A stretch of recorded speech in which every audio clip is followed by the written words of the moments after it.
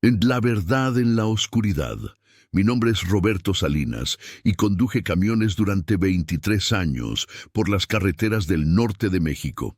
23 años transportando mercancía desde Monterrey hasta las fronteras más remotas, atravesando desiertos que parecen no tener fin, bajo cielos tan vastos que hacen que un hombre se sienta pequeño, insignificante, una partícula de polvo suspendida en el vacío. Conozco cada curva de la carretera federal, cada gasolinera abandonada, cada cruz blanca plantada al costado del camino, marcando donde alguien perdió la vida. Esas cruces siempre me parecieron pequeños guardianes silenciosos, testigos mudos de tragedias que nadie más recuerda. Pero nunca pensé que yo mismo me convertiría en parte de esa geografía maldita. Nunca imaginé que mi propia historia se entrelazaría con las leyendas que los camioneros cuentan en voz baja en las paradas. Esas historias que hacen que los hombres miren sus cafés con manos temblorosas y dejen frases incompletas flotando en el aire espeso de la madrugada.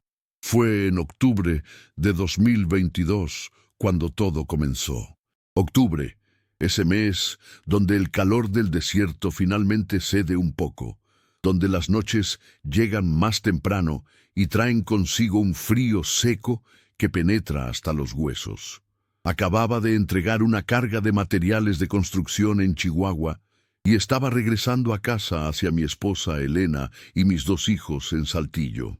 La carretera estaba vacía esa noche, anormalmente vacía, incluso para los estándares de un jueves común. Las luces de mi Kenworth cortaban la oscuridad como 2 cuchillas débiles, tratando de rasgar una tela densa e impenetrable. El motor ronroneaba con ese sonido familiar que siempre me calmaba, un ritmo constante e hipnótico que me había acompañado durante tantos años, por tantos kilómetros de soledad. El reloj del tablero marcaba las 2:47 de la madrugada cuando vi las luces por primera vez.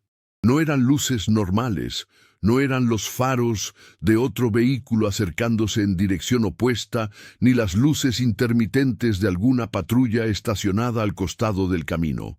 Eran luces pálidas, casi fantasmales, que parpadeaban entre los matorrales de mezquite a unos 100 metros de la carretera. Luces que bailaban con un movimiento errático, como si fueran linternas sostenidas por manos temblorosas, o como si fueran algo más antiguo, algo que no obedecía las leyes físicas que yo conocía. Mi primer instinto fue ignorarlas, seguir conduciendo, mantener mis ojos fijos en la línea amarilla discontinua que dividía el asfalto agrietado. Había visto cosas extrañas en el desierto antes, espejismos creados por el calor residual del día, relámpagos de calor en el horizonte, incluso meteoros cayendo como lágrimas ardientes del cielo negro. Pero estas luces eran diferentes. Había algo en su movimiento, en su color enfermizo, que hacía que mi estómago se contrajera con una ansiedad primitiva que no podía explicar. Aminoré la velocidad sin darme cuenta, mi pie aflojando instintivamente la presión sobre el acelerador, mientras mis ojos seguían esas luces danzantes. El camión bajó de 90 kilómetros por hora a 60, luego a 40. El motor gruñó con un sonido grave de protesta. Debería haber acelerado. Debería haber pisado el pedal hasta el fondo y haber dejado esas luces atrás, perdidas en la distancia y en el polvo. Pero no lo hice.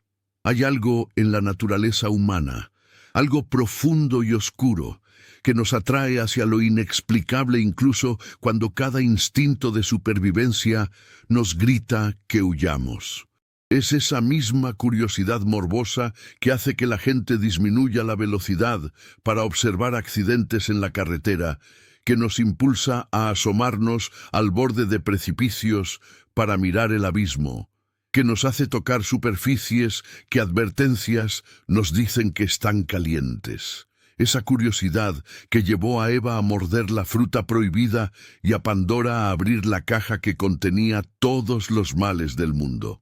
Las luces se movieron más cerca de la carretera, como si hubieran sentido que yo estaba observándolas, como si mi atención las hubiera invocado de alguna manera. Ahora podía ver que eran aproximadamente 5 o 6 puntos luminosos, cada uno del tamaño de una pelota de béisbol, flotando a unos 2 metros del suelo. Emitían un resplandor verdoso pálido que me recordaba al fósforo en descomposición, a esa luminiscencia enfermiza que a veces se ve en pantanos o en cementerios viejos, lo que los antiguos llamaban fuegos fatuos o luces de cadáver. Mi abuela, que había crecido en un rancho aislado en Coahuila, solía contar historias sobre esas luces. Decía que eran las almas de personas que habían muerto con asuntos pendientes, condenadas a vagar por los lugares de su muerte hasta que encontraran paz o hasta que alguien cumpliera la promesa que habían dejado sin cumplir. Yo siempre había descartado esas historias como superstición rural, cuentos de viejas, diseñados para asustar a los niños y mantenerlos cerca de casa después del anochecer. Pero ahora, sentado en la cabina de mi camión con el aire acondicionado zumbando suavemente y el olor a diésel y cuero viejo llenando mis fosas nasales, esas historias no parecían tan ridículas. Detuve el camión completamente. El motor diésel continuó su ritmo constante mientras yo permanecía sentado allí con ambas manos aferradas al volante tan fuerte que mis nudillos se pusieron blancos. Las luces habían dejado de moverse y ahora flotaban en una formación casi perfectamente circular, como si estuvieran esperando algo, como si me estuvieran invitando a acercarme. El sudor comenzó a acumularse en mi frente, a pesar del aire frío que soplaba desde las rejillas de ventilación. Mi corazón latía con un ritmo irregular que podía sentir pulsando en mis sienes, en mi garganta, en mis muñecas. Cada instinto que había desarrollado durante años de conducir por carreteras peligrosas me decía que pusiera el camión en marcha y me largara de allí lo más rápido posible. Pero había otra parte de mí, una parte curiosa y obstinada que siempre me había metido en problemas cuando era más joven, que quería saber qué eran esas luces, que necesitaba una explicación racional que pudiera llevar a casa y contar como una anécdota curiosa durante la cena familiar. Apagué el motor. El silencio que siguió fue absoluto y opresivo. El tipo de silencio que solo existe en el desierto profundo, lejos de cualquier señal de civilización. Ni siquiera podía escuchar el viento, lo cual era extraño porque el viento nocturno es una constante en esta región, soplando desde el norte con un susurro persistente que lleva el olor a salvia y tierra seca. Pero ahora no había nada. Solo ese silencio denso que parecía presionar contra mis tímpanos como agua en las profundidades del océano. Tomé mi linterna de la guantera, una Maglite pesada de metal que también servía como arma improvisada si la situación lo requería. La encendí y su haz brillante pareció patéticamente débil comparado con las luces pálidas que aún flotaban en la distancia, esperando. Abrí la puerta de la cabina y el aire nocturno me golpeó como una pared invisible. Era más frío de lo que esperaba, un frío que no era simplemente la ausencia de calor, sino algo más activo, más vivo, como si la temperatura misma tuviera intención. Mis botas crujieron contra la grava al costado de la carretera mientras bajaba del camión, y ese sonido pareció resonar con una amplitud antinatural en el silencio circundante. Cerré la puerta detrás de mí con un golpe metálico que se extendió por el desierto como una piedra arrojada a un estanque inmóvil, creando ondas de sonido que parecían viajar mucho más lejos de lo que la física debería permitir. Las luces parpadearon cuando comencé a caminar hacia ellas. Fue un parpadeo sincronizado, todas al mismo tiempo, como si fueran un solo organismo respondiendo a mi movimiento. Di otro paso, otro parpadeo. Mis piernas temblaban ligeramente, pero seguí avanzando, dejando atrás la seguridad relativa de la carretera y adentrándome en el terreno irregular del desierto. Los mezquites proyectaban sombras retorcidas bajo la luz de mi linterna, formas que parecían cambiar y moverse en mi visión periférica. El suelo estaba cubierto de rocas pequeñas y arena suelta que se deslizaba bajo mis pies, haciendo que cada paso fuera precario, forzándome a concentrarme en mantener el equilibrio mientras me acercaba a ese círculo de luces fantasmales. Cuando estaba a unos 20 metros de distancia, las luces comenzaron a moverse nuevamente. No se alejaron, sino que empezaron a orbitar lentamente, manteniendo su formación circular, pero girando en el sentido de las manecillas del reloj con un movimiento fluido y deliberado. El resplandor verdoso se intensificó ligeramente, lo suficiente como para que pudiera ver mejor el área que rodeaban. Había algo en el centro de su círculo, algo que yacía en el suelo. Era difícil distinguir detalles desde esa distancia, pero parecía ser un montículo oscuro, tal vez de tierra o rocas, o tal vez algo más. Mi pulso se aceleró y sentí un nudo apretado de aprensión en mi estómago. Cada fibra de mi ser me suplicaba que me detuviera, que retrocediera, que regresara al camión y olvidara que alguna vez había visto estas luces. Pero mis pies continuaron moviéndose hacia adelante como si tuvieran voluntad propia, como si estuviera caminando en un sueño donde mis acciones estaban predeterminadas, y yo era simplemente un espectador impotente en mi propio cuerpo. A 10 metros de distancia, las luces dejaron de girar abruptamente. Se quedaron suspendidas en el aire, perfectamente inmóviles, y en ese momento de quietud absoluta sentí un cambio en la atmósfera. Era como si algo invisible hubiera notado mi presencia, como si una atención antigua y vasta se hubiera enfocado repentinamente en mí con una intensidad que casi me hizo caer de rodillas. El aire se volvió más denso, más difícil de respirar. Mi linterna parpadeó una vez, 2 veces, y luego se apagó completamente, dejándome en la oscuridad iluminada solo por ese resplandor enfermizo de las luces flotantes. Golpeé la linterna contra mi palma, el gesto universal de frustración con la tecnología que falla, pero no se volvió a encender. Las baterías eran nuevas. Las había reemplazado hace menos de una semana, pero ahora estaba tan muerta como una piedra. Las luces parpadearon nuevamente, esta vez todas, excepto una. La luz que permaneció brillante comenzó a moverse hacia mí, separándose del círculo con un movimiento que era casi curioso, casi exploratorio. Se acercó flotando lentamente, balanceándose ligeramente de lado a lado como una medusa en agua invisible. Retrocedí instintivamente, tropezando con una roca y casi cayendo, pero logré mantener el equilibrio mientras la luz continuaba su aproximación. Cuando estuvo a menos de 2 metros de distancia, se detuvo.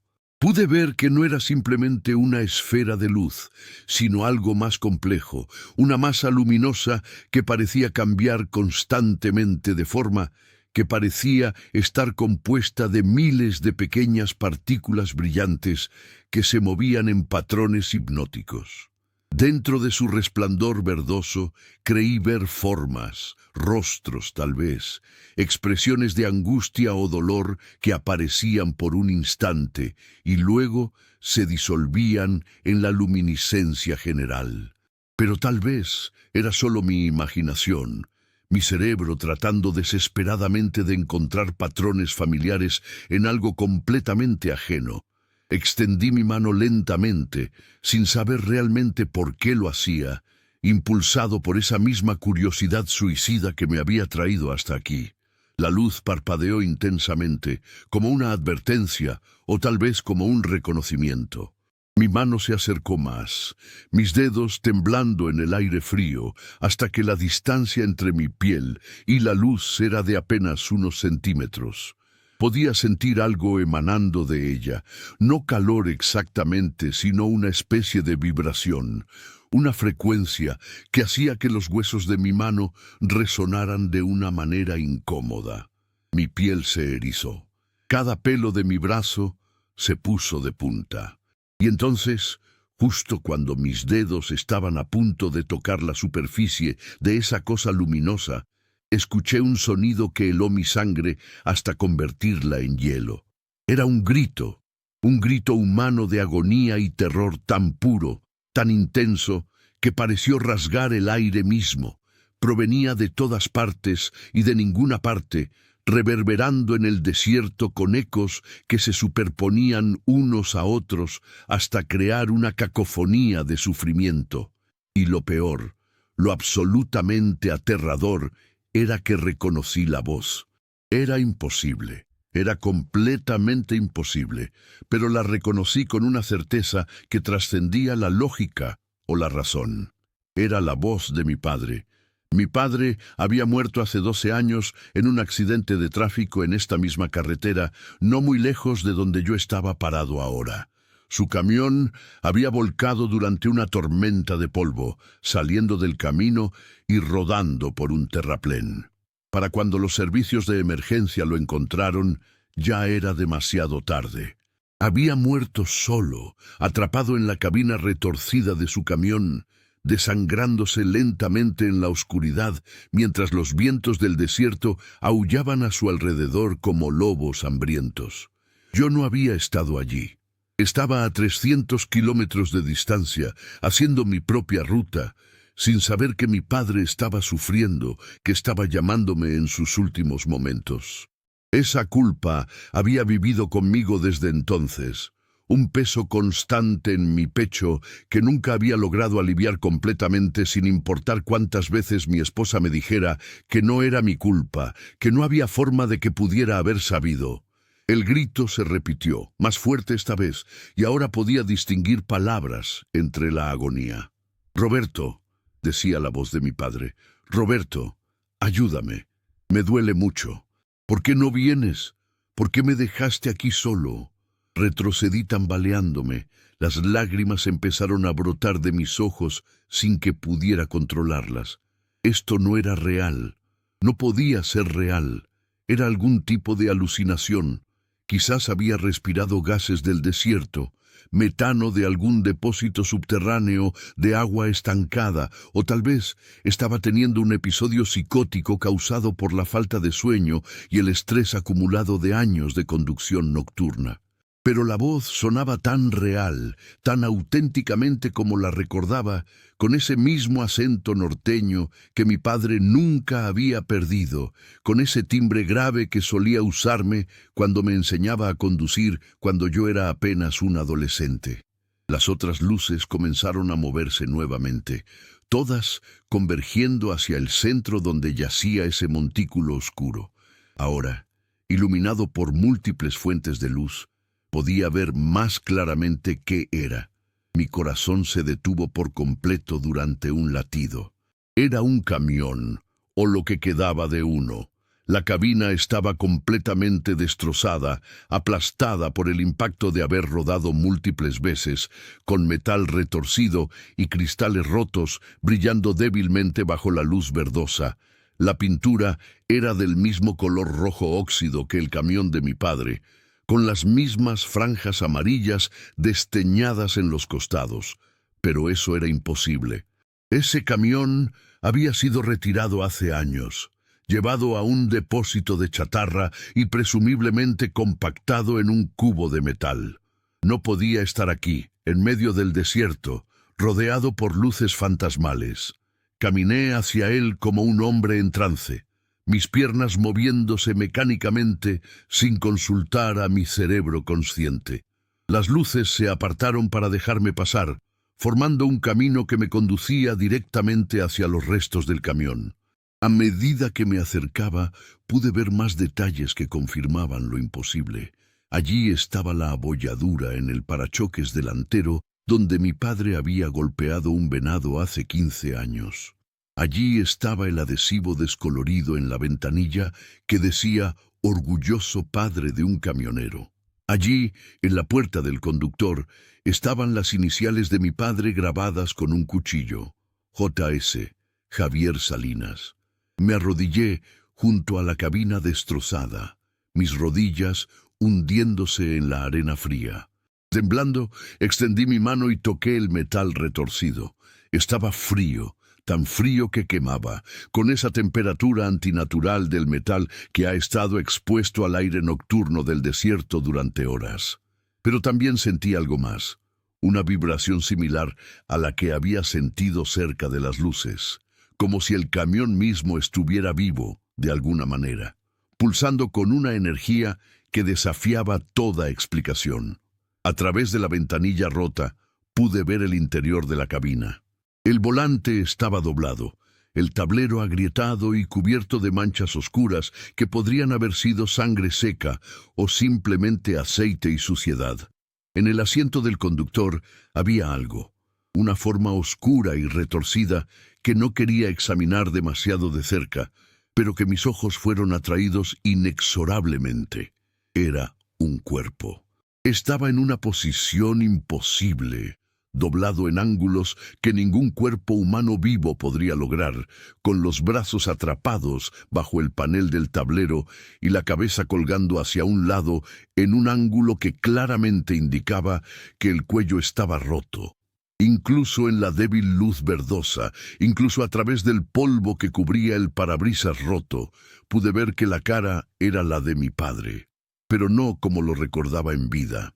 Esta era una versión grotesca y corrupta, con la piel gris y estirada sobre los huesos como papel mojado, con los ojos abiertos y sin vida, pero de alguna manera aún conscientes, aún mirando, aún sufriendo. Los labios del cadáver se movieron. Un susurro escapó de ellos, tan débil que casi no lo escuché. ¡Roberto! Di un salto hacia atrás, cayendo de espaldas sobre la arena. Esto no podía estar pasando.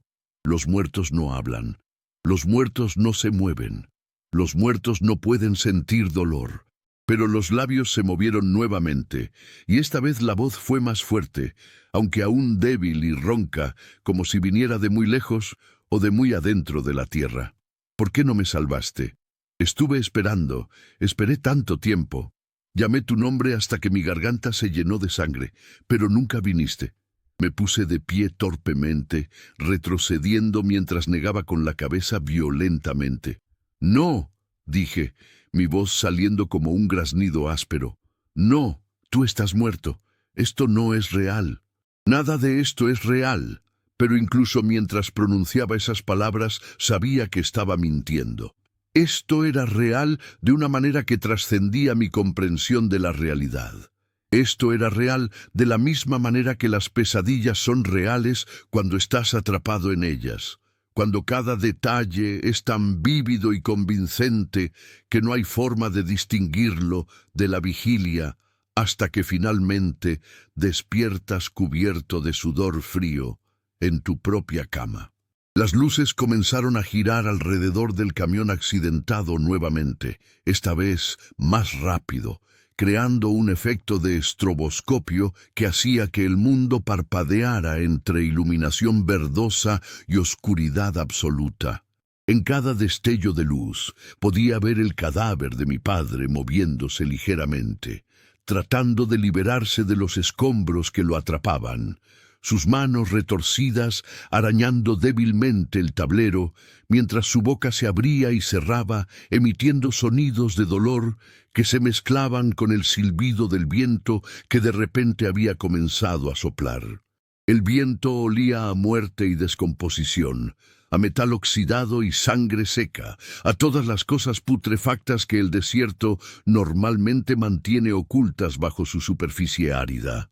«Sé lo que hiciste», dijo la voz de mi padre, y ahora sonaba diferente, más fría, más acusadora. «Sé por qué no viniste. Sé que estabas a solo 50 kilómetros de aquí cuando ocurrió el accidente. Sé que recibiste mi llamada, pero no la respondiste porque estabas durmiendo, porque habías decidido tomar un descanso en lugar de continuar conduciendo, porque estabas cansado y pensaste que cualquier cosa que yo necesitara podía esperar hasta la mañana. Sé que cuando finalmente escuchaste mi mensaje de voz, cuando escuchaste mi voz débil diciendo que había tenido un accidente, que necesitaba ayuda, ya era demasiado tarde. Para entonces yo ya estaba muerto, y tú decidiste no decirle a nadie sobre esa llamada. Decidiste pretender que nunca la habías recibido. Decidiste vivir con esa mentira durante todos estos años. Cada palabra era un golpe, cada acusación era un cuchillo hundiéndose en mi pecho. Porque era verdad, todo era verdad. Había llevado ese secreto como un cáncer durante 12 años. Nunca se lo había confesado a nadie, ni siquiera a Elena. Aquella noche había estado estacionado en una parada de camiones a 50 kilómetros de donde mi padre había tenido el accidente. Estaba exhausto después de 3 días de conducción casi continua y había decidido dormir durante 4 horas antes de completar mi ruta. Mi teléfono había sonado durante esa siesta, pero yo lo había silenciado sin mirar quién llamaba, decidiendo que cualquier asunto podía esperar hasta que me despertara. Cuando finalmente escuché el mensaje de voz de mi padre pidiendo ayuda con voz débil y asustada, diciendo que había volcado en el kilómetro 230 y que estaba sangrando pero no podía salir de la cabina, ya habían pasado casi 3 horas. Para cuando llegué al lugar del accidente, la policía y los paramédicos ya estaban allí, y mi padre estaba cubierto con una lona amarilla reservada para los muertos. Nunca le dije a nadie sobre esa llamada. Borré el mensaje de voz antes de que mi madre o cualquier otro miembro de la familia pudiera escucharlo. En su funeral, acepté las condolencias de todos, mientras mantenía esa terrible verdad enterrada profundamente en mi interior, donde creció y se pudrió como una herida infectada. Y ahora, de alguna manera, en esta noche imposible rodeado de luces fantasmales en medio del desierto, esa verdad había sido desenterrada, expuesta, gritada al universo indiferente por la voz de un hombre que debería estar en paz en su tumba. Merecías saberlo, continuó la voz, y ahora había otras voces uniéndose a ella, surgiendo de las luces flotantes, voces de otras personas que yo no reconocía, pero que todas compartían el mismo tono de acusación amarga. Merecías saber que el dolor que sufrió, el miedo que sintió durante esas horas finales, todo podría haberse evitado si hubieras respondido su llamada. Merecías saber que sus últimos pensamientos fueron de confusión y traición, preguntándose por qué su hijo, en quien había confiado toda su vida, no venía cuando más lo necesitaba. Caí de rodillas nuevamente, las lágrimas fluyendo libremente ahora por mis mejillas, mezclándose con el polvo del desierto. Lo siento, susurré, las palabras saliendo entre sollozos entrecortados. Lo siento mucho, no sabía. Pensé que podía esperar, pensé que... Pero no había excusa, no había justificación. Había elegido mi comodidad sobre la posibilidad de que mi padre necesitara ayuda urgente, y esa elección había resultado en su muerte solitaria y dolorosa. Era un peso que ninguna cantidad de disculpas podría aliviar, un pecado que ninguna confesión podría absolver. Las luces se movieron más cerca, rodeándome completamente ahora, creando una jaula de resplandor verdoso que me separaba del resto del mundo. Dentro de ese círculo, el aire era aún más frío, tan frío que podía ver mi aliento formando nubes blancas con cada exhalación. Las voces continuaron, multiplicándose, contando historias de otras personas que habían muerto en esta carretera, otros camioneros que habían sufrido accidentes, otros viajeros que habían sido abandonados en su momento de necesidad. Algunas voces hablaban en español, otras en inglés, algunas en idiomas que no reconocía. Todas contaban variaciones de la misma historia: soledad, dolor, abandono, muerte en la oscuridad mientras esperaban ayuda que nunca llegó. «Este es un lugar de deudas no pagadas», dijo la voz de mi padre, ahora proveniente directamente de una de las luces flotantes frente a mí. «Un lugar donde los que partieron sin justicia pueden finalmente hacer oír su verdad. Has cargado con tu culpa durante 12 años, Roberto. La has mantenido oculta, la has alimentado con tu silencio, has dejado que se pudra dentro de ti. Pero aquí, en este lugar, no hay secretos. Aquí todo es expuesto, todo es revelado, todo es juzgado por aquellos que sufrieron las consecuencias de las acciones de otros. Levanté la vista hacia las luces, mis ojos ardiendo por las lágrimas y el resplandor verdoso. «¿Qué quieres de mí?», pregunté, mi voz rota y apenas audible.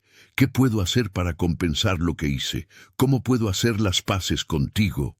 Las luces parpadearon en unísono, como si estuvieran considerando mi pregunta. El viento amainó momentáneamente, creando un bolsillo de silencio absoluto, donde solo podía escuchar el latido irregular de mi propio corazón.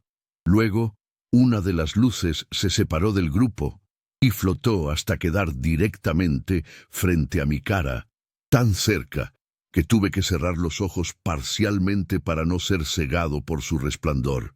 «No hay compensación», dijo la voz de mi padre desde esa luz. «No hay expiación. El pasado está escrito en piedra, cada decisión es permanente, cada consecuencia es eterna. Pero puedes llevar la verdad contigo. Puedes cargar con el peso completo de lo que hiciste y lo que no hiciste, sin el alivio del autoengaño, sin el consuelo de las mentiras que te has contado a ti mismo. Puedes vivir el resto de tus días sabiendo exactamente quién eres y qué representas. Esa será tu penitencia». La luz se movió aún más cerca, y sentí esa vibración intensificarse hasta que todo mi cuerpo temblaba con ella. Mi visión comenzó a oscurecerse en los bordes, como si me estuviera desmayando, pero no era un simple desmayo. Era algo más profundo, algo que tiraba de mi conciencia hacia abajo y hacia adentro, como si estuviera siendo tragado por un remolino invisible. Las voces se volvieron más fuertes, superponiéndose hasta crear un rugido cacofónico de acusaciones y lamentos. Y entonces, en medio de ese caos auditivo, escuché algo más. Era el sonido de mi propio teléfono, reproduciendo el mensaje de voz que había borrado hace 12 años. La voz de mi padre, débil y asustada. «Roberto, hijo, he tenido un accidente. El camión volcó cerca del kilómetro 230. Creo que tengo una costilla rota, tal vez 2. Hay mucha sangre. Por favor, ven rápido. Por favor, te necesito». El mensaje se reprodujo una y otra vez, cada repetición como un martillo golpeando clavos oxidados en mi alma. No podía escapar de él. No podía apagar el sonido. Era como si ese momento crucial donde había fallado tan completamente, estuviera siendo grabado permanentemente en mi conciencia, destinado a repetirse infinitamente en mi mente por el resto de mi vida. Y tal vez eso era exactamente lo que merecía. Tal vez esa era la única forma de justicia que era posible en un mundo donde el tiempo solo se mueve en una dirección y las decisiones, una vez tomadas, no pueden ser deshachas. No sé cuánto tiempo permanecí allí, arrodillado en la arena fría, mientras las luces giraban a mi alrededor y las voces me acusaban. Pudo haber sido minutos u horas. El tiempo parecía haberse distorsionado, estirándose y contrayéndose de maneras que desafiaban la medición. Pero eventualmente, gradualmente, las voces comenzaron a desvanecerse. Las luces disminuyeron su intensidad y velocidad de rotación. El aire se volvió menos denso, menos cargado de esa energía sobrenatural que había hecho que cada respiración se sintiera como un esfuerzo hercúleo. Abrí los ojos completamente y vi que el amanecer estaba comenzando a romper en el horizonte oriental, pintando el cielo con franjas de rosa pálido y naranja. En la luz del amanecer, el camión accidentado se veía diferente. Todavía estaba allí, todavía era el mismo metal retorcido y cristal roto, pero ya no parecía tan amenazante, tan cargado de presencia maligna. Era simplemente los restos de un vehículo destruido, una reliquia trágica de una muerte que había ocurrido hace mucho tiempo.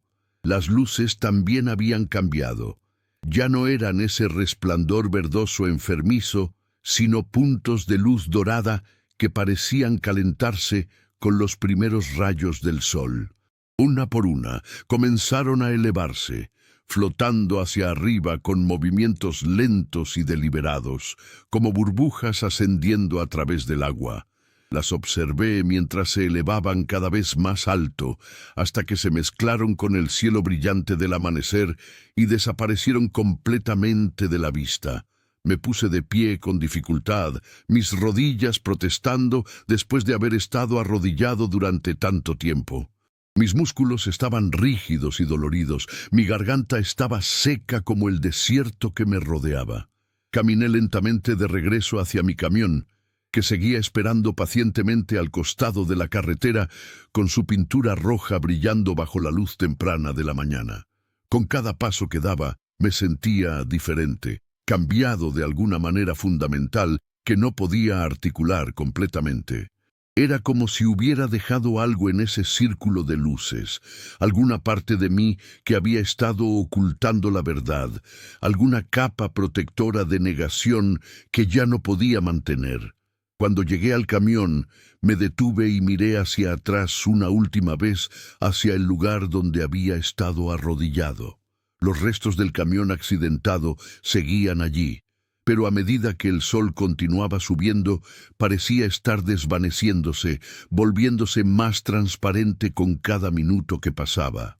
Para cuando el borde inferior del sol tocó el horizonte completamente, el camión había desaparecido por completo, dejando solo arena virgen y mezquites, como si nunca hubiera estado allí. Tal vez nunca había estado allí, al menos no de la manera física que entendemos la existencia. Tal vez era una manifestación de algo más profundo, algo que existía en el espacio liminal entre la memoria y la realidad, entre la culpa y la confesión. Subí a la cabina de mi camión y me senté en el asiento del conductor, mis manos descansando en el volante sin hacer ningún movimiento para encender el motor. A través del parabrisas observé cómo el sol continuaba su ascenso implacable, pintando el desierto con luz dorada que hacía que todo pareciera nuevo y limpio, como si la noche nunca hubiera ocurrido. Pero yo sabía que había ocurrido. Sabía que lo que había experimentado era real en el único sentido que importa, en el sentido de que me había cambiado, en el sentido de que me había obligado a enfrentar verdades que había estado evitando durante más de una década. Saqué mi teléfono del bolsillo de mi camisa. La batería estaba casi muerta, mostrando solo un 3% de carga restante. No recordaba haberlo usado durante la noche, pero tal vez las luces habían drenado su energía de la misma manera que habían matado mi linterna. Abrí mis contactos y me desplacé hasta el nombre de Elena. Mis dedos se cernieron sobre el botón de llamada durante varios segundos antes de finalmente presionarlo. El teléfono sonó 3 veces antes de que ella respondiera, su voz somnolenta, pero inmediatamente preocupada cuando reconoció mi número a esta hora temprana. «Roberto, ¿estás bien? ¿Dónde estás?» Su preocupación era palpable incluso a través de la conexión distorsionada. Tomé una respiración profunda, sintiendo el aire frío de la mañana llenar mis pulmones, sintiendo el peso de lo que estaba a punto de hacer. «Estoy bien, mi amor», dije, mi voz más firme de lo que esperaba. «Estoy en la carretera, estaré en casa en unas pocas horas, pero necesito decirte algo que debería haberte dicho hace mucho tiempo». Hubo una pausa en el otro extremo de la línea y pude imaginarla sentándose en nuestra cama, completamente despierta ahora, con esa arruga de preocupación entre sus cejas que aparecía cuando sabía que algo serio estaba a punto de suceder. «Está bien», dijo suavemente. «Te escucho». Y entonces le conté todo. Le conté sobre la llamada que había recibido de mi padre la noche de su accidente. Le conté cómo la había ignorado porque estaba durmiendo, cómo había borrado el mensaje de voz después de descubrir que él había muerto. Le conté sobre la culpa que había estado cargando durante todos estos años, el secreto que había mantenido incluso de ella, la persona más cercana a mí en el mundo, y le conté sobre la noche que acababa de pasar, sobre las luces en el desierto, sobre el camión fantasma, sobre escuchar la voz de mi padre acusándome desde más allá de la tumba. No me detuve cuando escuché su respiración entrecortada. No me detuve cuando escuché los primeros sonidos de lágrimas en su voz. Solo seguía hablando, dejando que todo saliera como un veneno que finalmente estaba siendo expulsado de una herida infectada. Cuando terminé, hubo un largo silencio. Podía escuchar su respiración irregular al otro lado de la línea. Podía escuchar a nuestros hijos moviéndose en sus habitaciones mientras comenzaban a despertarse para ir a la escuela. Finalmente, Elena habló, y su voz estaba llena de una mezcla de tristeza, compasión y algo que podría haber sido decepción, pero que también podría haber sido comprensión. «Roberto», dijo, «llevas esto contigo durante tanto tiempo. Todo este tiempo pensé que había entendido tu dolor por la muerte de tu padre, pero nunca supe que había esta otra capa, este secreto terrible que te estaba consumiendo por dentro». «Lo sé», dije, las lágrimas volviendo a mis ojos. «Lo siento. Debería habértelo dicho. Debería haber confiado en ti con esto, pero tenía miedo. Tenía miedo de lo que pensarías de mí. Tenía miedo de que me verías diferente. Tenía miedo de que...» Mi voz se quebró y no pude continuar.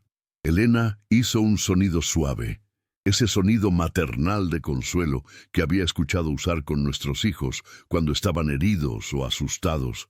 «Ven a casa», dijo firmemente. «Ven a casa ahora mismo. Hablaremos más cuando estés aquí, cuando pueda abrazarte y mirarte a los ojos. Pero Roberto, quiero que sepas una cosa ahora mismo. Te amo. Eso no ha cambiado y no cambiará. Lo que hiciste o lo que no hiciste fue terrible y tendrás que vivir con eso. Pero no tienes que vivir con eso solo. No más secretos. ¿Está bien? No más cargar con esto solo».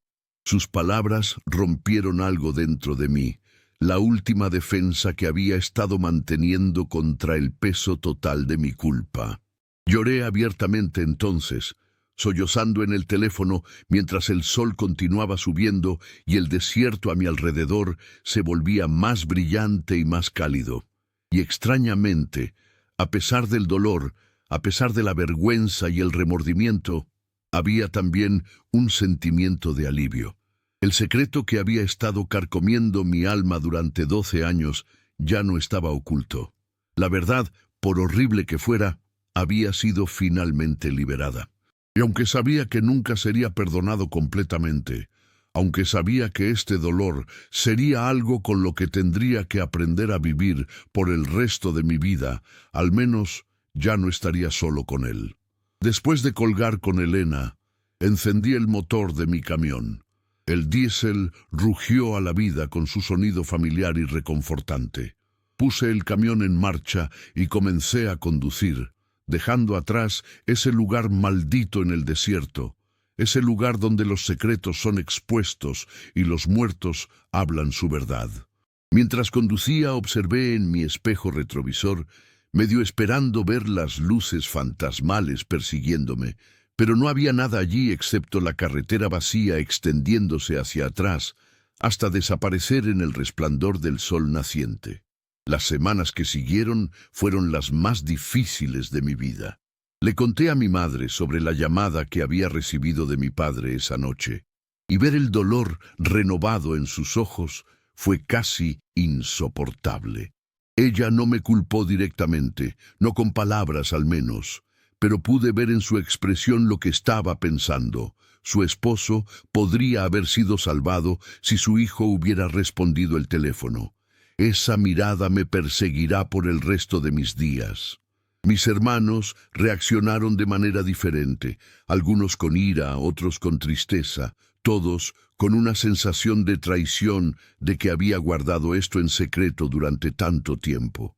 Las reuniones familiares se volvieron tensas e incómodas. Algunos de ellos eventualmente llegaron a un lugar de entendimiento, incluso de perdón.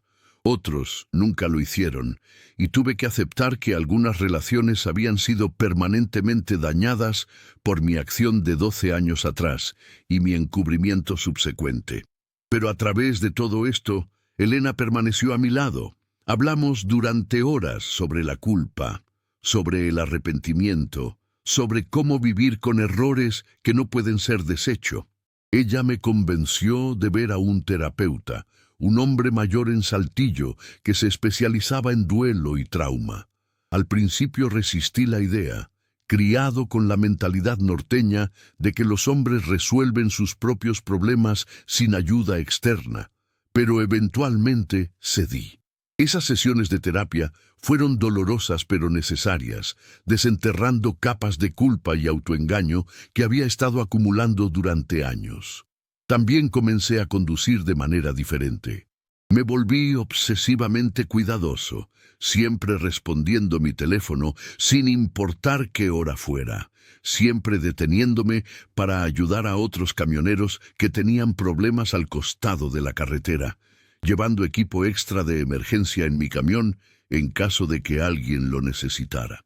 No podía salvar a mi padre, no podía deshacer mi falla cuando más me necesitaba, pero podía asegurarme de que nunca volvería a cometer ese error con nadie más. Cada vez que ayudaba a un conductor varado, cada vez que compartía mi agua o mis herramientas o simplemente mi compañía con alguien necesitado, sentía como si estuviera pagando una deuda incremental en un balance que nunca podría ser saldado completamente. Y las luces, esas luces fantasmales en el desierto, las vi nuevamente. No en ese mismo lugar, sino en otros lugares a lo largo de la carretera, siempre en la noche profunda, siempre en áreas remotas donde los accidentes habían ocurrido. A veces eran solo destellos en mi visión periférica, otras veces eran más persistentes, flotando al costado de la carretera como marcadores espectrales de tragedias pasadas. Otros camioneros también las habían visto, descubrí. En las paradas de camiones, durante conversaciones nocturnas sobre café y cigarrillos, algunos hombres susurrarían sobre luces extrañas que habían visto, sobre voces que habían escuchado, sobre encuentros con cosas que no podían explicar racionalmente. La mayoría los descartaba como cansancio o alucinaciones inducidas por la fatiga, pero algunos, los que habían tenido experiencias similares a la mía, compartían sus historias en voz baja con miradas que decían que sabían que algo más profundo estaba en juego. Comencé a llevar un registro de estos avistamientos, marcándolos en un mapa de las carreteras del norte de México.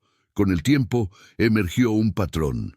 Las luces aparecían con más frecuencia en ciertos tramos de carretera, áreas donde las estadísticas de accidentes eran anormalmente altas, donde la geografía o las condiciones climáticas creaban puntos de peligro particular.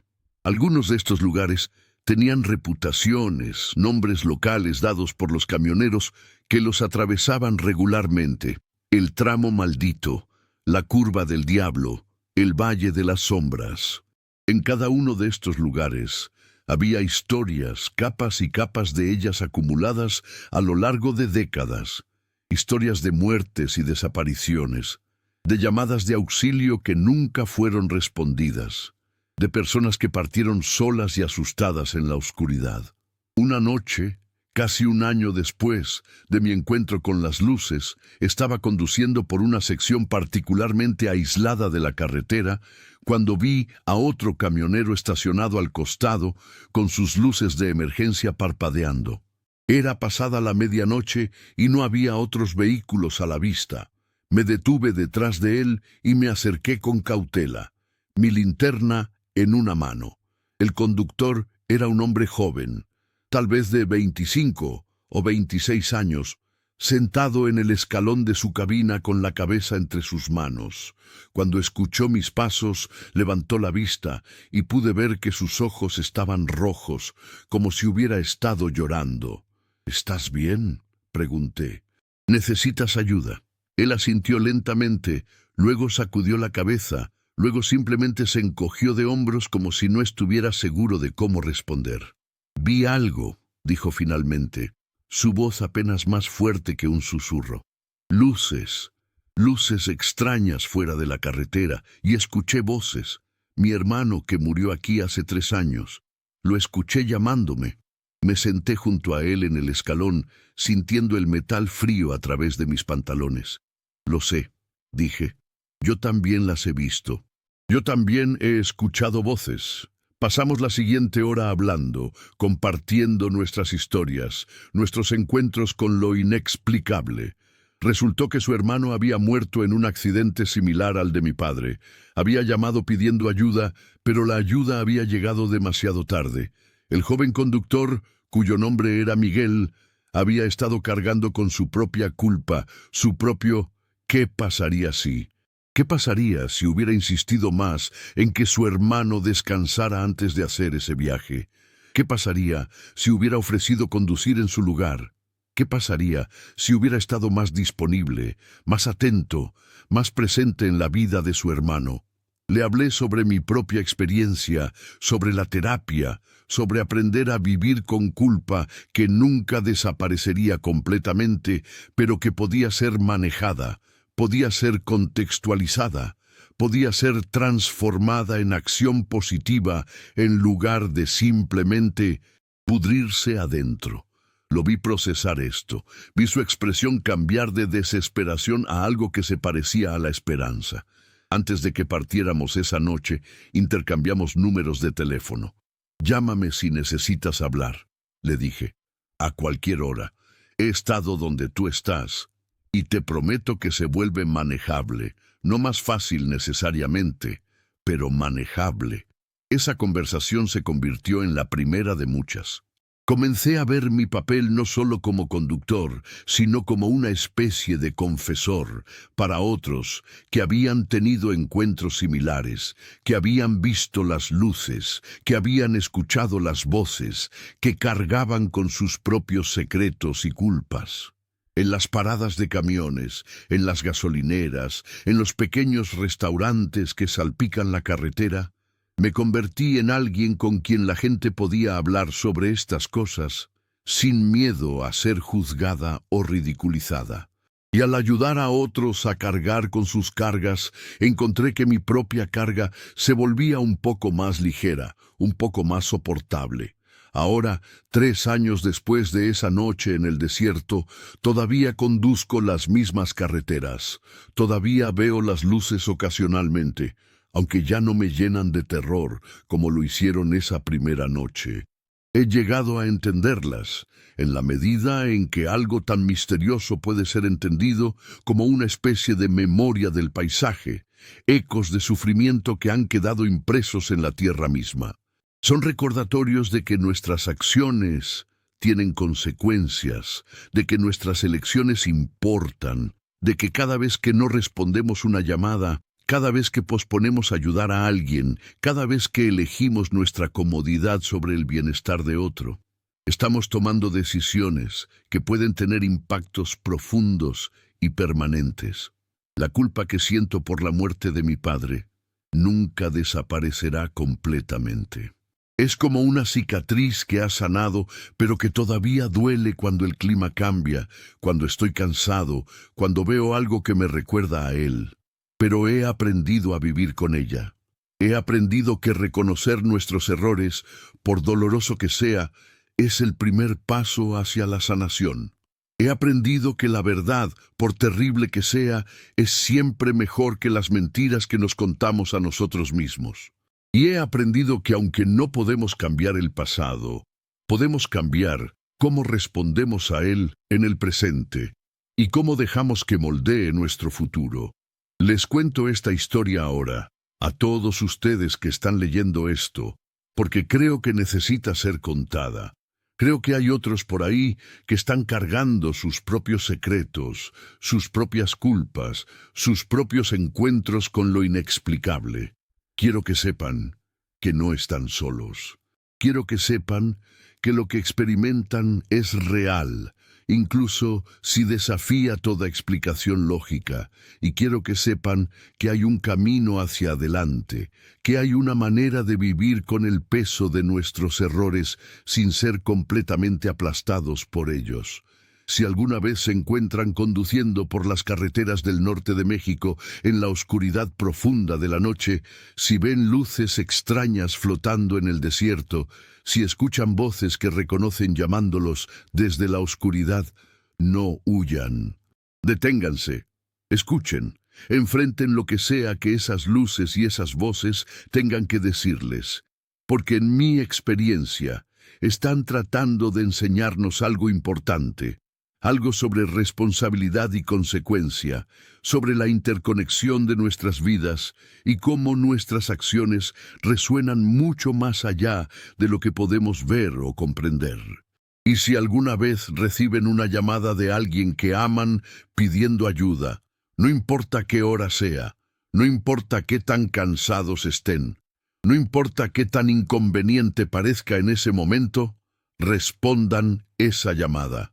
Porque nunca saben si será la última oportunidad que tengan de hacer una diferencia, de ser la persona que alguien necesita cuando más importa. No cometan el error que yo cometí. No carguen con ese peso que yo he cargado. Aprendan de mi historia, de mi error, de mi encuentro con las luces en la oscuridad que me obligaron a enfrentar verdades que había estado evitando durante demasiado tiempo. Las carreteras del desierto guardan muchos secretos, muchas historias de vidas perdidas y oportunidades desperdiciadas. Pero también ofrecen redención para aquellos dispuestos a enfrentar sus errores, para aquellos dispuestos a vivir en la verdad por dolorosa que sea. Esa redención no viene fácilmente y nunca es completa. Pero está ahí, esperando en la oscuridad entre las luces parpadeantes, en el silencio entre las voces acusadoras, en el espacio entre lo que fuimos y lo que podemos llegar a ser. Mi nombre es Roberto Salinas. Soy camionero, esposo, padre y un hombre que cometió un error terrible que resultó en la muerte de alguien que amaba. Esa es mi verdad. Esa es mi carga. Y ahora, al compartirla con ustedes, espero que pueda servir como advertencia, como lección, como un recordatorio de que nuestras decisiones importan más de lo que a veces queremos admitir.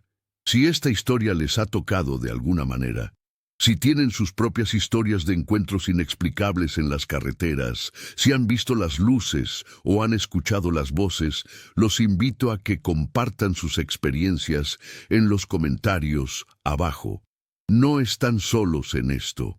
Hay una comunidad de nosotros, personas que hemos visto más allá del velo de la realidad cotidiana y hemos regresado cambiados.